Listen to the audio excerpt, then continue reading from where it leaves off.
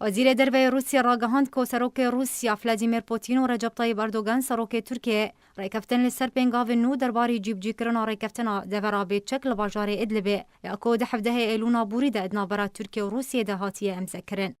سرگی لاوروف وزیر دروی روسیه جی کانال روسیه یک را اشکره کرد که اردو سروک پوتین و اردوغان درباری ریکفتنا آواکرنا دورابی چک لباجار ادلبه ریکفتن لسر استاندنا هجمارک تدابیرین توند اجباری گری کرن لپیش انجام دانا ایریشان لسر باجار ادلبه جعالی گروپین تروریست و تاکو ریکفتنا ادلبه تیک ببین. لاوروف روها سربار کرد که اردو آلی ریکفتن لسر پنگاو نو جباری زگرتنا همان ریکفتنه به کو لاوروف وان پنگاوان اشکره بکه.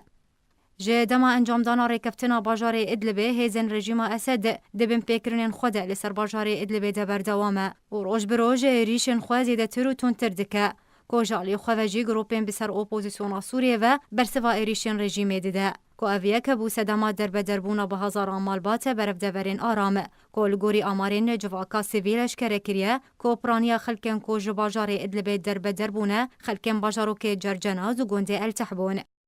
ردوی درباره ده اژانس رویترز یانوچیان را گهاند که ده جوینا کودنا برا پوتین و اردوغان ده لوتکای ارجنتینی هاتیه انجام دانه سروک ترکیه پیشنیار لسر سروک روسیه کر که لوتکای کدنوره انجام دانش با گنگ شکرنا روشا باجار ادلبه.